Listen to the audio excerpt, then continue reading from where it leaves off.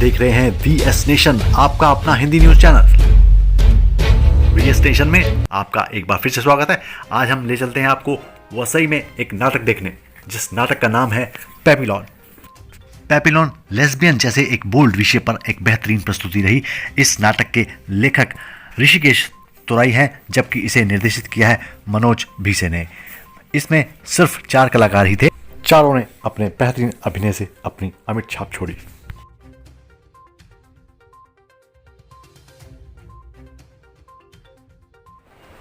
हाँ जोशी, काय म्हणताय? काय? अरे बापरे, बरं निघू का मी? अरे देवा, काय हो? काय झालं? बरं काही समजलं का? हो, काय झालं ते तरी सांगा. थांब जरा. हा हा जोशी, लक्ष आहे माझं, पण मध्येच मिसेस कुलकर्णी आल्या ना. कुणाचं फोन? एवढं तरी सांगा.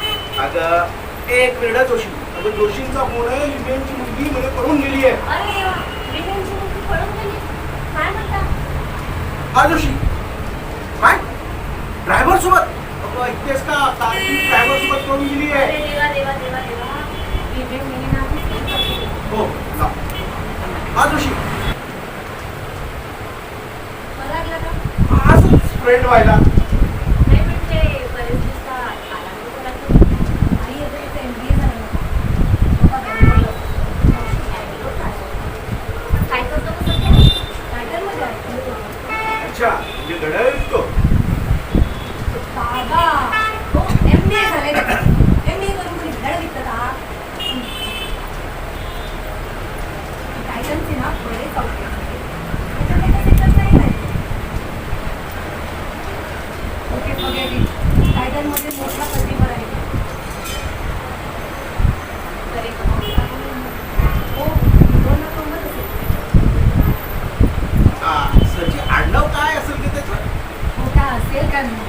का आहे म्हणा ना. देशमुख आडनाव आहे. काय? देशमुख म्हणजे आपल्यातला नाही? अहो ऐकलं का? आपल्यातला नाही म्हणजे? नाही नाही नाही, मला ते जमणार नाही. एक मिनिट, आधी तुम्ही पाठीवा बघू. मलाही चालणार नाही. अगं लोक काय म्हणतील?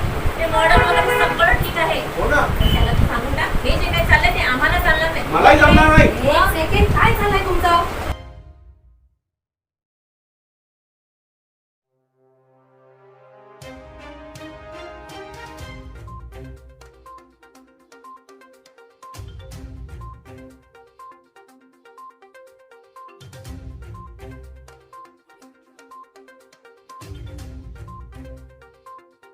इस बोल्ड एकांकी नाटक के साथ साथ यहाँ पर एक सुंदर अभिवाचन भी राहुल बांद्रेकर द्वारा प्रस्तुत किया गया, जो कि जॉर्ज फर्नांडिस के जीवन पर आधारित था। एका लॅम्पपोस्ट खाली झोपलो. चणेवाल्याने चणे दिले का कुणास ठाऊक. त्याला माझ्या चेहऱ्यामध्ये काहीतरी तेज सापडलं. त्यांनी म्हटलं, बेटा आगे जाकर मैंने याद जरूर रखना कि ये चने वाले ने तुमको कभी चने खिलाए. मी ते चणे खात खात खात 1 दिवस 2 दिवस करत करत करत आठवडा पुढे गेला. तिकडे एक मांजर दिसतं. त्या मांजरीचं वैशिष्ट्य असं की जेव्हा पण मी त्या मांजरीला जेवण खाऊ घालत असेल, त्या वेळी इतर बोके आणि इतर मांजर त्याच्यावर आक्रमण करत असत. आणि मला कळेना की हे मांजर प्रतिकार का करत नाही. मग मला जाणवलं की त्याच्या व्हॉइस बॉक्स मध्येच आवाज नाही. ते मुका आहे आणि मुक्या माणसाला किंवा मुक्या जनावराला या संपूर्ण मुंबईत कोणच ओळखत नाही. दिवसावर दिवस झालं. एके दिवशी एका हॉटेल मालकाला माझी दया आली. त्यांनी म्हटलं, बेटा काम करोगे? मी म्हटलं, हा करूंगा. ग्लास सोना पडेगा, दूंगा. फर्श पर सोना पडेगा, सोऊंगा.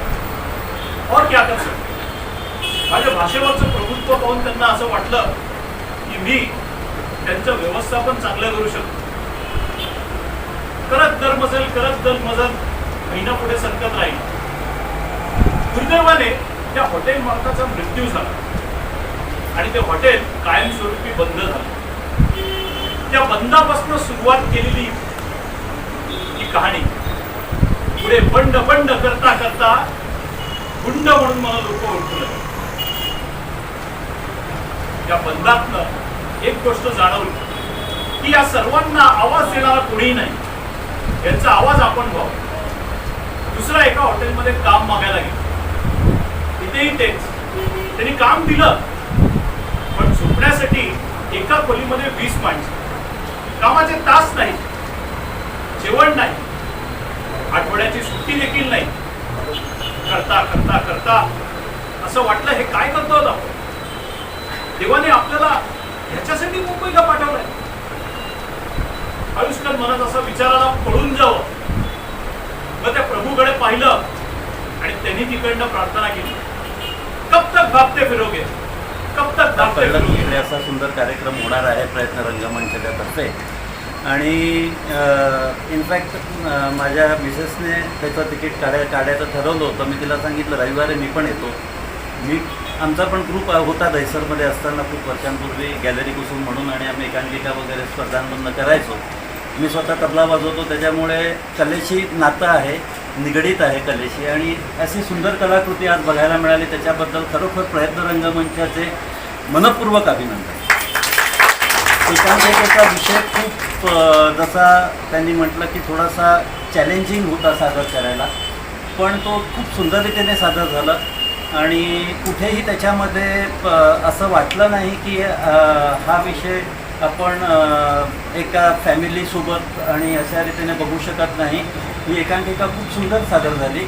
आणि अभिवाचनाचं तर रिअली म्हणजे शब्द नाही आहेत तुमचं कौतुक करायला. एवढं सुंदर अभिवाचन झालं. तुमच्या पहिल्या काही मिनिटांमध्येच जॉर्ज फर्नांडिस डोळ्यासमोर उभे राहिले आणि खरोखर मला खूप खूप खूप आवडलं. आणि आज आय एम ऑनर्ड की आज प्रयत्न रंगमंचाच्या ह्या मंचावरती उभं राहून मला तुमच्याप्रती 2 शब्द बोलायला मिळाले. थँक्यू. खूप छान वाटलं. की काय सांगू. आणि यांचं तर नॉनस्टॉप, तुम्हाला माहिती नाही, जर स्टेजवर राहणं म्हणजे नॉनस्टॉप बोलणं ते पण एकाग्रतेने खूप कठीण आहे. खूप म्हणजे खूप कठीण असतं. आणि एवढे मेमोरी आणि एवढे डायलॉग मी काही ॲक्ट करू शकते. मला रिटेक होऊ शकतात. मला रिटेक असतो ॲक्टिंगमध्ये, स्टेजवर रिटेक नसतो. फक्त तुम्हाला हे होईल, पण त्यामध्ये पण इम्प्रोव्हायझेशन करणं ह्या माणसामध्ये असतं. त्यामध्ये तो खरा कलाकार असतो. संचालन तर छानच केलं, ॲक्टिंग तर मस्तच. यांचे अश्रू खूपच छान वाटले. मी तिथेच त्यांना कमेंट्स केली, हे रिअल आहे. आणि कॉमेडी पण ते सरांची, गायकवाड सरांची कॉमेडीही खूप छान वाटली. उभारती कलाकार आहेत आपली, त्या पण रिया लोपेज. हां रिया मॅम, त्यांनी पण खूप छान केलं. म्हणजे खूपच छान त्यांनी जे एक्सप्रेशन वगैरे दिलेले आहेत किंवा ते असं खूप आवडलं ते मला. ते दिग्दर्शकाला जातात. एक सांगली के राइटर है, मेरे अच्छे दोस्त है ऋषिकेश कुराई. तो मैंने मतलब मैं 2-3 साल से उनकी स्क्रिप्ट फॉलो कर रहा हूँ. तो जो कुछ वो नया लिखते हैं वो मुझे पहले भेजते हैं.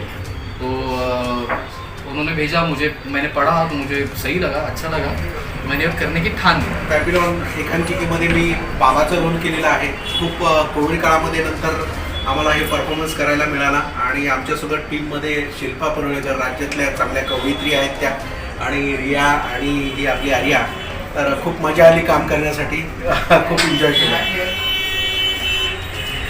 एका वेगळ्याच विषयावर सादरीकरण करताना खूप छान वाटलं. चॅलेंजिंग विषय होता. माझ्यासाठी हा पहिलाच अनुभव होता नाटकाचा, पण आम्ही सगळ्यांनी खूप एन्जॉय केलं. आणि मला साथ देणारे माझे कलाकार, आमची टीम, या सगळ्यांच्यामुळे हा प्रयोग यशस्वी झाला.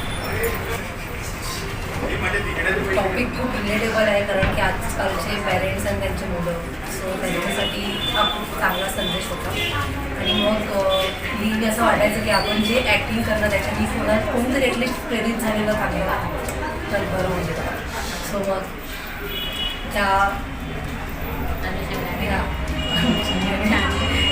छान झालं. आणि मग यांच्या सगळ्या आमच्या टीमचे मेन म्हणजे Vinod sir, Prasad sir, Santosh sir, Shilpa ma'am, Arya, ह्या सगळ्यांची साथ लागली. त्यामुळे खूप छान झालं. मी या एकांकिकेत पूजाचा रोल केला आहे. आणि माझं कॅरेक्टर छोटं आहे, रोल छोटा आहे, पण सगळं पूर्ण एकांकिकेत ते फिरत आहे आणि माझंच माझ्याच मला खूप मजा आली हे करताना आणि सगळेच खूप खरंच फॅमिलीसारखे आहे. एक अच्छी प्रस्तुति एकांकिका की किया। तो ये आइडिया आपको कहाँ से आया? श्री स्वर्गीय पद्मश्री श्री जॉर्ज फर्नांडिस साहब को 3 साल पूरे हो गए। 29 जनवरी को उनकी पुण्यतिथि थी, तो उनका वसई के लिए बहुत बड़ा कंट्रीब्यूशन है। बहुत बड़ा समाजवादी विचारों का एक प्रभाव इस वसई नगरी पे रहा है। ये विषय को सामने रखते हुए मैंने ये सोचा कि क्यों ना उनके विचारों को वापस जिंदा किया जाए, वापस लोगों तक समाज में पहुँचाया जाए, और एक नाट्य के माध्यम से अगर वो चीज़ पहुँचती है तो वो ज़्यादा लोगों तक बहुत आसानी से पहुँच सकती है। इसलिए इस विषय को लिया। हमारी ये रिपोर्ट अच्छी लगी हो तो हमारा चैनल सब्सक्राइब कीजिए, लाइक कीजिए, शेयर कीजिए।